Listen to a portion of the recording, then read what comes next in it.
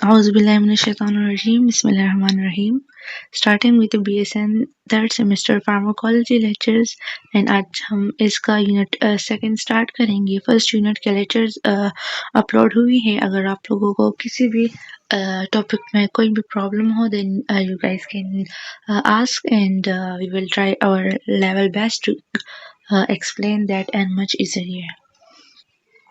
सो अब हम unit second start करते हैं। इस यूनिट के हमारे पास मजीद 4 पार्ट्स है। 4 पार्ट्स है इसके। फर्स्ट पार्ट में हम एंटीबायोटिक्स के बारे में पढ़ेंगे। सेकंड पार्ट में हम एंटी फंगल ड्रग्स के बारे में पढ़ेंगे। थर्ड पार्ट में हम एंटी वायरल ड्रग्स के बारे में पढ़ेंगे। एंड फोर्थ पार्ट में हम एंटी मलेरिया ड्रग्स के बारे में पढ़ेंगे। सो हम स्टार्ट करते हैं एंटी बायोटिक के लेक्चर्स से। सो एंटी माइक्रोबियल थेरेपी नाम से हमारे पास वाज़ेह है कि इसमें क्या होगी, एंटी अगेंस्ट कोई एक्टिविटी होगी किसी भी माइक्रोब के। तो उसमें हम क्या करेंगे, उस माइक्रोब को या तो किल करेंगी या तो इनहिबिट करेंगी उसके ग्रोथ को। वो माइक्रोब हमारे पास कोई भी बैक्टीरिया हो सकता है, फंजाई हो सकता है एंड प्रोटोजोन्स हो सकते हैं। अब वो थेरेपी जो कि हमारे पास माइक्रो ऑर्गेनिज्म को किल करती है उसको माइक्रोबाइसिडल थेरेपी कहते हैं। एंड वो थेरेपी जो कि जस्ट हमारे पास ग्रोथ को माइक्रो ऑर्गेनिजम्स की ग्रोथ को इनहिबिट करती है उसको माइक्रोबायोस्टैटिक थेरेपी कहते हैं। स्टैटिक नाम से जाहिर है कि ये सिर्फ उसको रेस्टिंग स्टेज पर लाएगा। इसका मतलब क्या है, हमारे पास फॉर एग्जांपल ये हमारे पास कुछ नंबर ऑफ बैक्टीरियाज हैं, तो सीडल वाली जितनी भी एक्टिविटीज होगी उसमें क्या होगा, ये जितने भी नंबर ऑफ बैक्टीरियाज है ये सारे किल हो जाएंगे। एंड स्टैटिक वाली जो थेरेपी होगी माइक्रोबायोस्टैटिक थेरेपी, उसमें क्या होता है कि जितने भी नंबर ऑफ माइक्रो ऑर्गेनिज्म हमारे पास प्रेजेंट है, फॉर एग्जांपल अब यहाँ पर हमारे पास 6 नंबर ऑफ माइक्रो ऑर्गेनिज्म किसी भी ऑर्गेनिज्म में लाइक ह्यूमन बीइंग में प्रेजेंट है किसी भी इन्फेक्शन की वजह से। तो अगर हम उसकी स्टैटिक माइक्रोबायोस्टैटिक थेरेपी करते हैं तो वो क्या करेगा, कोई भी ड्रग ऐसा यूज करे जो कि माइक्रो या बैक्टीरियोस्टैटिक है, तो वो इस ऑर्गेनिज्म की ग्रोथ को जो स्टॉप करेगा, इसको डिवाइड होने से रोक देगा। इनका नंबर हमारे बॉडी में उतना ही रहेगा। समझ आ गई? सो मूव करते हैं नेक्स्ट टॉपिक। अब हम हमारे पास डिफरेंट एंटी माइक्रोबियल थेरेपीज होती है। कुछ हमारे पास एम्पेरिक होती है, कुछ डिफिनेटिव होती है, इन कुछ हमारे पास प्रोफाइलेक्टिव और we can say preventive therapies होती है। अब एम्पेरिक थेरेपी हम उस थेरेपी को कहते हैं जब हमारे पास कोई माइक्रो ऑर्गेनिज्म जिसकी वजह से कोई भी इन्फेक्शन कॉज हुआ है, वो इन्फेक्टिंग ऑर्गेनिज्म हमारे पास नोन ना हो, हमें पता ना हो कि ये कोई इन्फेक्शन किस स्पेसिफिक बैक्टीरिया किस स्पेसिफिक फंजाई की वजह से कॉज हुआ है। तो उस केस में हम क्या करते हैं, ब्रॉड स्पेक्ट्रम एंटीबायोटिक देते हैं, क्योंकि हमें पता नहीं है कि कौन सा स्पेसिफिक ऑर्गेनिज्म इस इन्फेक्शन के लिए रिस्पॉन्सिबल है। तो हम ब्रॉड स्पेक्ट्रम ड्रग यूज करते हैं ताकि जो भी इन्फेक्शन कॉज हुआ है किसी भी माइक्रो ऑर्गेनिज्म की वजह से वो खत्म हो। ये जो थेरेपी होती है ना, वो हम मोस्टली लाइफ थ्रेटनिंग कंडीशंस में करते हैं, जैसे कि कोई मेनिंजाइटिस का केस हो या सेप्टिक शॉक किसी पेशेंट को हो, तो उस कंडीशन में हम करते हैं। अब हमारे पास सेकंड आती है डेफिनेटिव थेरेपी। अब डेफिनेटिव थेरेपी नाम से हमारे पास जाहिर है कि इसमें क्या होगा, ऑर्गेनिज्म आइडेंटिफाइड होगा, ऑर्गेनिज्म आइडेंटिफाइड होगा और उसके लिए हम कोई स्पेसिफिक चूजन थेरेपी अप्लाई करेंगे, और वो चूजन थेरेपी हमारे पास नैरो स्पेक्ट्रम एंटीबायोटिक के तौर पर हो सकती है। अब इसमें हमारे पास हम ट्यूबरक्लोसिस की एग्जांपल ले सकते हैं। ट्यूबरक्लोसिस हमारे पास सबको पता है कि एक लंग डिजीज है जो कि स्पेसिफिक माइक्रोबैक्टीरियम ट्यूबरक्लोसिस की वजह से काज होती है। तो इसमें हमें पता है कि ये ऑर्गेनिज्म इस डिजीज के लिए रिस्पॉन्सिबल है, तो उस स्पेसिफिक ऑर्गेनिज्म के लिए हम नैरो स्पेक्ट्रम एंटीबायोटिक यूज करते हैं।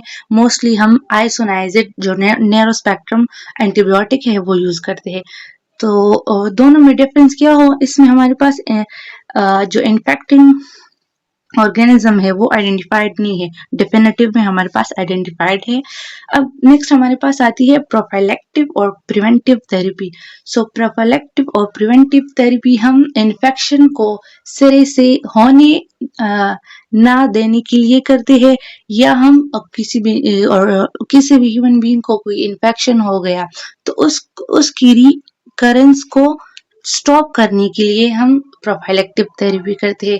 फॉर एग्जाम्पल अगर कोई पेशेंट है, उसकी कोई सर्जरी हुई है या उसका कोई ओपन वूंड है ना, तो उस पेशेंट में हम इनिशियल इन्फेक्शन अगर होने से पहले हम उनको कुछ एंटीबायोटिक थेरेपीज देते हैं, ताकि हमारे पास उस पेशेंट में कोई भी इन्फेक्शन डेवलप हो ही ना। ये अगर कोई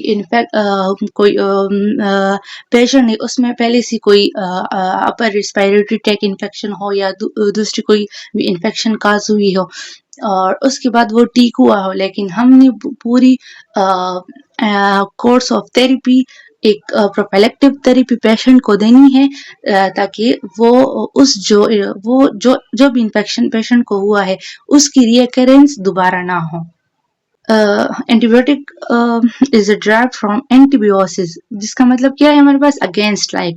एंटीबायोटिक हमारे पास वो एजेंट होते हैं जो कि हम लिविंग माइक्रो ऑर्गेनिज्म से भी लेते हैं और सिंथेटिकली लेबोरेटरीज में भी हम इसको सिंथेसाइज कर सकते हैं, जो कि क्या करता है, इनहिबिट करता है बैक्टीरियल ग्रोथ को। अब जो माइक्रो ऑर्गेनिज्म नेचुरली इसको प्रोड्यूस करते हैं उसमें हमारे पास कुछ बैक्टीरियाज भी आते हैं एंड कुछ फंगस मोल्ड्स भी आते हैं। तो बैक्टीरिया जो कि प्रोड्यूस कर सकते हैं एंटीबायोटिक्स को, वो हमारे पास है इसमें हमारे पास स्ट्रेप्टोमाइसिस आती है एंड बेसिलस कुछ बैक्टीरियाज आती है। और जो मोल्ड्स है उसमें स्पेसिफिक हमारे पास पेनिसिलियम नोटेटम एंड सिफलोस्पोरियम आते हैं। पेनिसिलियम नोटेटम ये हमने मोस्टली पहले भी पढ़ा है, आगे भी हम इसके बारे में डिस्कशन करेंगे। अब हमारे पास बैक्टीरिया माइक्रो ऑर्गेनिज्म है जो कि कोई different type of infection cause करता है। अब इसकी हमारे पास एंट्रेंस के डिफरेंट रूट होते हैं, कुछ रिस्पायरेटरी एंट्रेंस के जरिए इन्फेक्शन कॉज करते हैं, कुछ जीआई ट्रैक के जरिए, कुछ ओपन स्किन वुंड्स के जरिए। Human immune response is activated as the body tries to rid itself of bacteria. Classic signs of inflammation, swelling, heat, redness, pain, fever begins to show up. So जब भी हमारी body में कोई भी micro organism enter होता है तो उसके अगेंस्ट हमारी जो इम्यून सिस्टम है वो प्रोवोक हो जाती है, और जब वो एक्टिवेट हो जाती है तो उस टाइम वो हमारे पास इन्फ्लेमेटरी पाथवे एक्टिवेट होता है और इन्फ्लेमेटरी साइंस हमारे पास अपेयर होना स्टार्ट हो जाते हैं, जो कि हमारे पास 5 क्लासिक साइन है। स्वेलिंग होगी, हीट प्रोड्यूस होगा, मतलब फीवर होगी उस पेशेंट में, आपको नजर आएगी, रेडनेस एंड पेन होगा। The goal of antibiotic therapy is to decrease the population of invading bacteria to the point at which human immune system। अब हमारे पास कुछ दो डिफरेंट क्लासेस ऑफ बैक्टीरिया के बारे में बताया गया है, gram positive and gram negative bacteria. ये जो बैक्टीरिया की क्लासिफिकेशन हुई है ना, पॉजिटिव एंड नेगेटिव, ये हमारे पास ग्राम स्टेनिंग की जरिए हुई है। सबको पता है कि हमारे पास जो ग्राम पॉजिटिव बैक्टीरिया है इसका सेल वॉल हमारे पास थिक होता है बहुत ज्यादा, और जो ग्राम नेगेटिव बैक्टीरिया होता है इसका सेल वॉल थिन होता है। इसमें हमारे पास एक आउटर मेम्ब्रेन होती है और एक इनर मेम्ब्रेन होती है, और बीच में हमारे पास थिन सा पेप्टिडोग्लाइकन लेयर होता है। अब इस जो हमारे पास दो क्लासेस ऑफ बैक्टीरिया है इसकी ग्राम स्टेनिंग के जरिए डिफरेंशिएशन हुई है। अब हमारे पास ग्राम स्टेनिंग है क्या? ग्राम स्टेनिंग हमारे पास एक ऐसा प्रोसीजर है जिस तरह के हम commonly girls dry hair dye करते हैं, डिफरेंट कलर्स देते हैं। तो माइक्रो ऑर्गेनिज्म को स्टडी करने के लिए भी यही स्ट्रेटजीज की हुई है साइंटिस्ट ने, क्योंकि हमारे पास जितनी भी माइक्रो ऑर्गेनिज्म है उनका स्ट्रक्चर तो या तो बहुत ज़्यादा स्मॉल होता है या ट्रांसपेरेंट होता है, तो हमें सही से उनकी स्ट्रक्चर नज़र नहीं आती। तो उसके लिए हम क्या करते हैं, उनकी स्टेनिंग करते हैं, मीन्स उसको डाई करते हैं, कलर देते हैं। तो ग्राम स्टेनिंग में हमारे पास क्या था, इसमें हमारे पास 4 स्टेप्स थे। पहले जो ग्राम साइंटिस्ट था उसने पर्पल वायलेट कलर का एक स्टेन दिया था, क्रिस्टल वायलेट का। दोनों दो कल्चर उसने लिए थे, उसमें दोनों पर उसने फर्स्ट जो वायलेट कलर का, क्रिस्टल वायलेट कलर का स्टेन था वो अप्लाई किया था। तो उस स्टेन का कलर ब्लू था। तो जो ग्राम पॉजिटिव बैक्टीरिया था उसका कलर भी हमारे पास सॉरी ब्लू नहीं था, पर्पल कलर था। उसका सिल्वर बहुत ज्यादा थिक था, उसने पर्पल कलर पिक कर लिया। और हमारे पास जो ग्राम नेगेटिव बैक्टीरिया था उसने भी पिक कर लिया। उसकी पोरेंस में उसके सेल वॉल में पोरेंस होते हैं, उसमें जाकर पेप्टिडोग्लाइकेन के लेयर के साथ वो स्टेन अटैच हुआ। अब इसके बाद हमारे पास क्या हुआ, इसके बाद हमारे पास इनकी आयोडीन स्टेनिंग हुई। देन लास्ट में हमारे पास आयोडीन स्टेनिंग हुई। देन हमारे पास फिर लास्ट में इनकी डीकलराइजेशन एसीटोन के जरिए हुई। तो जो हमारे पास ग्राम पॉजिटिव बैक्टीरिया था उसका सेल वॉल तो थिक था, वो उसने पर्पल स्टेन अप्लाई जो पर्पल स्टेन उसने पिक की हुई थी वो रिमूव नहीं हो सकी। लेकिन जो हमारे पास ग्राम नेगेटिव बैक्टीरिया था उसका सेल वॉल थिन था और जो पर्पल कलर था वो उसका लॉस हो गया। देन हमने लास्ट में इसका सेफ्रानिन स्टेन इस पर अप्लाई किया जो कि पिंक कलर का था दोनों पर। तो इसने तो पर्पल कलर लॉस नहीं किया था, तो इसका पर्पल कलर ही रहा हमारे पास। लेकिन जो ग्राम नेगेटिव बैक्टीरिया था उसने वो पिंक कलर पिक कर लिया। अब इससे में हमें पता चला कि जो ग्राम पॉजिटिव बैक्टीरिया होती है वो स्टेन में हमारे पास पर्पल कलर देंगी, और जो पिंक कलर वाली बैक्टीरिया होंगी वो हमारे पास ग्राम नेगेटिव बैक्टीरिया होंगी। So most bacteria can broadly classified हमारे पास हुई है ग्राम पॉजिटिव में एंड ग्राम नेगेटिव में। ग्राम पॉजिटिव बैक्टीरिया का सेल वॉल हमारे पास थिक होता है, पेप्टिडोग्लाइकेन लेयर से बनी होती है एंड पर्पल स्ट्रेन होती है जब हम इसकी ग्राम स्टेनिंग करते हैं। एंड नेगेटिव जो बैक्टीरिया होते हैं उनका सेल वॉल हमारे पास बहुत ज़्यादा थिन होता है, पेप्टिडोग्लाइकेन लेयर इसमें भी होती है लेकिन थिन होती है। और इसके सेल वॉल में आउटर मेम्ब्रेन जैसा कि मैंने आपको बताया होता है, और इसके साथ लिपोपॉलीसेकेराइड कंपाउंड या मॉलिक्यूल अटैच होते हैं। ग्राम नेगेटिव बैक्टीरिया का स्टेन मैंने बताया ना कि लास्ट में उसका स्टेन कलर पिंक आता है और जब हम उसकी ग्राम स्टेनिंग करते हैं। और जो पॉजिटिव और ग्राम नेगेटिव बैक्टीरिया है ये दोनों हमारे पास एक्सोटॉक्सिन रिलीज करते हैं, लेकिन जो नेगेटिव वाले बैक्टीरिया होते हैं वो जस्ट एक्सोटॉक्सिन रिलीज करते हैं। अब यहाँ पर हमारे पास ग्राम पॉजिटिव एंड नेगेटिव वाली बैक्टीरियाज का स्ट्रक्चर बताया है। ये हमारे पास ग्राम पॉजिटिव का स्ट्रक्चर है, ये इसका आउटर मेम्ब्रेन है, सॉरी इसका सेल मेम्ब्रेन है एंड ये हमारे पास पेप्टिडोग्लाइकेन लेयर है जो कि बहुत ज़्यादा थिक है।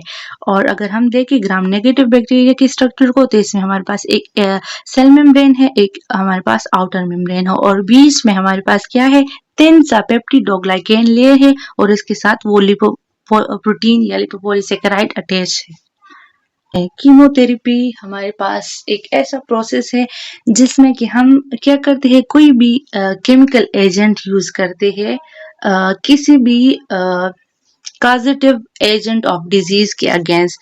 मीन्स कि हमारे पास कोई डिजीज है वो किसी भी माइक्रोब किसी भी मैलिग्नेंट सेल की वजह से कॉज हुई है, तो उस माइक्रोब और उस जो मैलिग्नेंट सेल्स है उसको टारगेट करते हैं हम कीमोथेरेपी में, और उस टारगेटेड ऑर्गन को या सेल्स को या माइक्रो ऑर्गेनिज्म को हम उस केमिकल एजेंट के ज़रिए ख़त्म करते हैं। Chemotherapy means use drug to eradicate, क्या करते हैं, ख़त्म करते हैं माइक्रो ऑर्गेनिज्म का, वो हमारे पास पैरासिटिक वर्म हो या मैलिग्नेंट सेल हो हमारी बॉडी में, इसको हम क्या कहते हैं, कीमोथेरेपी कहते हैं। एंटीमाइक्रोबियल ड्रग्स वो ड्रग होते हैं जो कि हम माइक्रोब्स के अगेंस्ट यूज करते हैं। एंड एंटीबायोटिक हमारे पास वो केमिकल एजेंट है जो कि क्या करती है, डिफरेंट माइक्रो ऑर्गेनिज्म को या तो किल करेंगी या इनहिबिट करेंगी उनकी ग्रोथ को। एंटीबायोटिक रेजिस्टेंस, एंटीबायोटिक रेजिस्टेंस जब कोई भी बैक्टीरिया किसी भी एंटीबायोटिक ड्रग के प्रेजेंस में कंटिन्यूसली मल्टीप्लाई हो, हमने ड्रग अप्लाई कर लिया लेकिन फिर भी वो बैक्टीरिया का क्या कर रहा है, कंटिन्यूसली रेप्लिकेशन कर रहा है, तो इस केस में हमारे पास क्या होती है, एंटीबायोटिक रेजिस्टेंस क्रिएट हो जाती है। इसका मतलब क्या है कि बैक्टीरिया उस स्पेसिफिक एंटीबायोटिक एजेंट के लिए ससेप्टेबल नहीं रहा, वो खुद में उसने रेजिस्टेंस क्रिएट की है, उसने अपने स्ट्रक्चर में कोई ऐसी मॉडिफिकेशन की है जिसकी वजह से वो जो ड्रग हमने अप्लाई किया है वो उस पर काम नहीं कर रहा और वो कंटिन्यूसली डिवाइड हो रहा है। So antibiotic resistance is the ability of bacteria fungi to resist the effect of antibiotic. अब हमारे पास इन्फेक्शन क्या है, इन्फेक्शन जब कोई भी माइक्रो ऑर्गेनिज्म ह्यूमन बॉडी में एंटर होता है और वो कंटिन्यूसली मल्टीप्लिकेशन करता है, अपनी पॉपुलेशन को बढ़ाता है एंड देन हमारे बॉडी पार्ट्स को डैमेज करता है और डिजीज कॉज कर लेता है। Infection the invasion and multiplication of pathogenic micro organism in the body tissues causing disease in the host. सही है। अब हमारे पास सेप्सिस क्या है, सेप्सिस हमारे पास एक ऐसी कंडीशन है जिसमें कि कोई भी माइक्रो ऑर्गेनिज्म हमारी बॉडी में आ गया और वो माइक्रो ऑर्गेनिज्म या उस माइक्रो ऑर्गेनिज्म का कोई भी टॉक्सिन जो उसने रिलीज किया है वो हमारे बॉडी में पूरी तरीके से फैल गया, ब्लड स्ट्रीम में कंप्लीटली स्प्रेड हो गया, तो उस कंडीशन को हम सेप्सिस कहती है। अब सेप्सिस हमारे पास एक लाइफ थ्रेटनिंग कंडीशन और कॉम्प्लिकेशन है। इसमें होता क्या है कि जब हमारे पास पूरी ब्लड स्ट्रीम में डिफरेंट माइक्रोब्स या टॉक्सिन्स हमारे पास आ गए तो हमारी बॉडी इस टाइम क्या करेगी, इस जो हमारे पास माइक्रो ऑर्गेनिज्म है इसकी अगेंस्ट इम्यूनिटी एक्टिवेट हो जाएगी, इन्फ्लेमेटरी मेडिएटर्स रिलीज होंगे, केमिकल्स रिलीज होंगे, तो वो बहुत ज़्यादा इम्यून रिस्पॉन्स शो हो जाएगा उस जो स्पेसिफिक इन्फेक्शियस ऑर्गेनिज्म है उसके अगेंस्ट। तो हमारी बॉडी कोशिश करती है कि उस जो ऑर्गेनिज्म है उसको एरेडिकेट करे, उसको किल करे, लेकिन साथ ही हमारी ब्लड वेजल्स को भी डैमेज करना स्टार्ट कर देती है, जो हमारी केमिकल मेडिएटर्स है। तो जब ये हमारे ब्लड वेजल्स को डैमेज करेगी तो आहिस्ता आहिस्ता जब हम जो हमारे वाइटल ऑर्गन्स होती है उसको ब्लड सप्लाई होना भी कम हो जाता है। जब ब्लड सप्लाई कम होता है तो मल्टीपल ऑर्गन डैमेज में चल जाते हैं और ऑर्गन सिस्टम बहुत ज़्यादा इम्पेयर्ड हो जाते हैं, डिफरेंट ऑर्गन अफेक्ट हो जाती है उसकी वजह से। अब हमारे पास सुपर इन्फेक्शन क्या है, सुपर इन्फेक्शन का मतलब है कि हमारे पास एक पेशेंट है, उसको पहले से कोई भी इन्फेक्शन है, अपर रिस्पायरेटरी ट्रैक इन्फेक्शन है या लोअर रिस्पायरेटरी ट्रैक इन्फेक्शन है या कोई भी यूटीआई वगैरह कोई भी इन्फेक्शन है, तो अगर इस पेशेंट में पहले से एक इन्फेक्शन मौजूद है और उसको दूसरा कोई बैक्टीरियल इन्फेक्शन हो जाए तो उस कंडीशन को हम क्या कहते हैं, सुपर इन्फेक्शन कहते हैं। A new infection occurring in a patient having a pre-existing infection, patient में पहले से कोई इन्फेक्शन मौजूद होगा और उसमें कोई नया इन्फेक्शन आ जाएगा, इसको हम सुपर इन्फेक्शन कहते हैं। फॉर एग्जाम्पल बैक्टीरियल इन्फेक्शन में occur in patient with viral respiratory disease, कोई पेशेंट है उसमें वायरल रिस्पायरेटरी डिजीज पहले से मौजूद है और उसमें कोई नया बैक्टीरियल इन्फेक्शन हो जाए। देन हमारे पास कुछ principle of anti microbial therapy है कि हमने जब भी कोई एंटी माइक्रोबियल थेरेपी स्टार्ट करनी है तो हमने कौन कौन से चीज़ों को देखना होता है। अब anti microbial therapy takes advantages of biochemical differences that exist between the microorganism and human beings। अब हमारे पास ह्यूमन बींग्स और जो बैक्टीरियल सेल्स होते हैं ना, सबको पता है उनके स्ट्रक्चर में बहुत ज़्यादा डिफरेंसेस होती है। हमारे सेल्स में सेल वॉल नहीं होता, उनके सेल में सेल वॉल होता है। तो ये हमारे लिए एक प्लस पॉइंट है, क्योंकि हम अगर कोई ड्रग क्रिएट करेंगे, हम उस डिफरेंट पॉइंट को टारगेट करेंगे उस माइक्रो ऑर्गेनिज्म का। इसमें हमें फ़ायदा ये होगा कि जब हम कोई ड्रग यूज़ करेंगे तो उससे उस स्पेसिफिक ऑर्गेनिज्म को ही डैमेज पहुंचेगा, हमारे सेल उससे डैमेज नहीं होंगे। तो इस लाइन का यही मतलब है कि जो एंटीमाइक्रोबियल थेरेपी है वो ऐसी स्ट्रेटजीज को यूज़ करती है कि जो जो पॉइंट हमारी बॉडी में हमारे सेल्स में डिफरेंट हो as compare to bacterial cell, तो वो उस बैक्टीरियल डिफरेंशिएटिंग पॉइंट पर अटैक करते हैं, जिससे कि हमारे राइबोसोम्स का स्ट्रक्चर अलग होता है, उनका अलग होता है। हमारे बॉडी में सेल वॉल नहीं होता, उनका सेल वॉल होता है। तो मोस्टली ड्रग हम ऐसे डिज़ाइन करते हैं कि वो उस सेल वॉल पर अटैक करे, उसको किल करे, हमारे सेल को डैमेज ना करे। अब antimicrobial drug are effective in treatment of infectious because of their selective toxicity. That is, they have the ability to injure or kill an invading microorganism without harming the cell. So antimicrobial therapy हमारे पास इसलिए effective है क्योंकि ये हमारे body की other sales को damage नहीं करती, वो स्पेसिफिक माइक्रो ऑर्गेनिज्म की बॉडी में जाकर उसको डैमेज करती है, उसको किल करती है, उसकी ग्रोथ को इनहिबिट करती है। अब जब हम कोई भी एंटी माइक्रोबियल थेरेपी स्टार्ट करते हैं या कोई एजेंट सेलेक्ट करते हैं किसी पेशेंट के लिए, तो हमें कुछ चीज़ों को मद्देनज़र रखना होता है। Selection of the most appropriate antimicrobial agent requires knowing. आपको क्या पता होना चाहिए? The organisms identity. आपको पता होना चाहिए कि ये इन्फेक्शन किस ऑर्गेनिज्म की वजह से हुआ है। अगर आपका ऑर्गेनिज्म का पता हो, देन हम इजीली ड्रग प्रिस्क्राइब कर सकते हैं। हम नहीं करते, डॉक्टर्स करते हैं।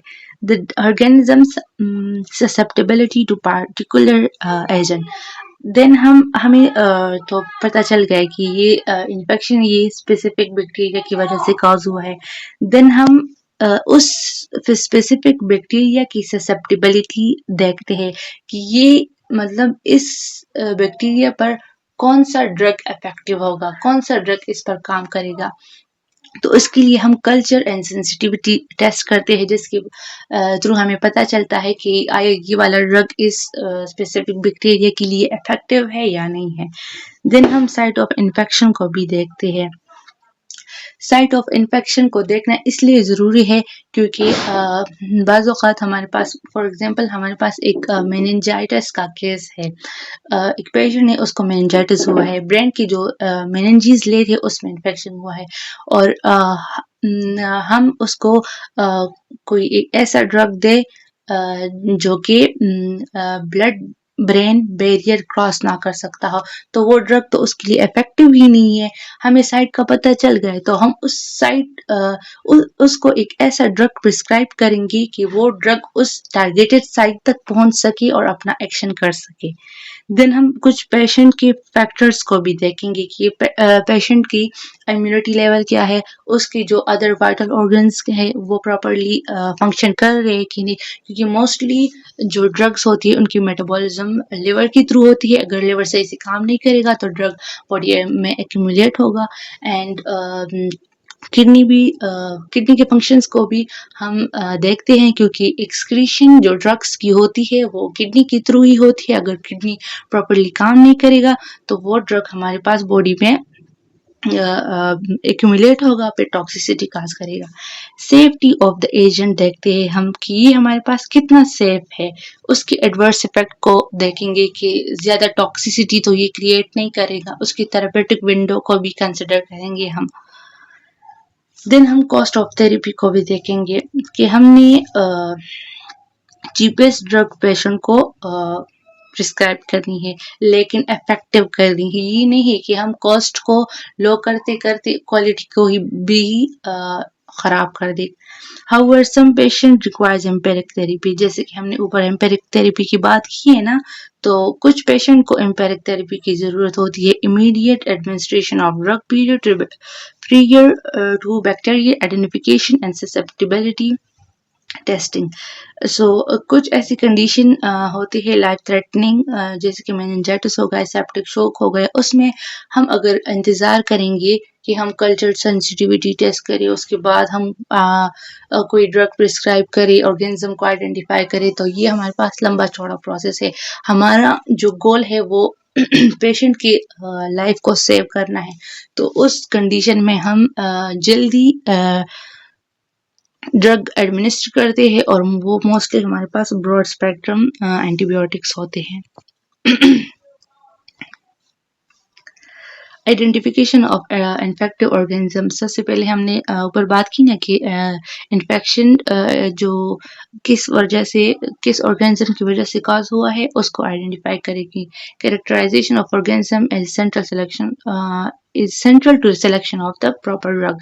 It's generally necessary to do culture sensitivity tests to arrive at a conclusive diagnosis and determine the susceptibility to antimicrobial agent. Culture sensitivity test करेंगे तभी हमें पता चलेगा कि ये एंटीमाइक्रोबियल एजेंट इस माइक्रो ऑर्गेनिज्म के लिए इफेक्टिव है या नहीं है।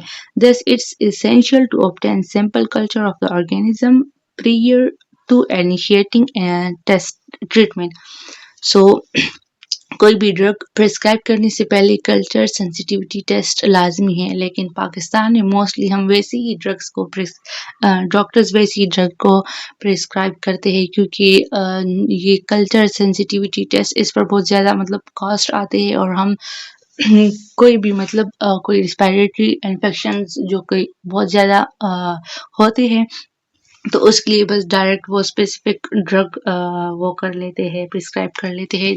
ये कल्चर सेंसिटिविटी टेस्ट पर वो नहीं जाते।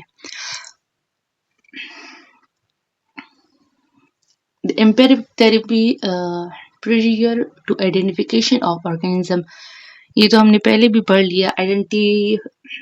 Ideally, the antimicrobial agent used to treat an infection is selected after the organism has been identified. Normally हम क्या करेंगे कि हम आइडेंटिफाई करेंगे माइक्रो ऑर्गेनिज्म को, देन हम एंटीमाइक्रोबियल एजेंट प्रिस्क्राइब करेंगे। लेकिन हमारे पास क्रिटिकली इल पेशेंट जो होते हैं उसमें हम डिले नहीं कर सकते, क्योंकि वो हमारे पास फैटल होगा। हमें इमीडिएट एम्पेरिक थेरेपी की ज़रूरत होती है।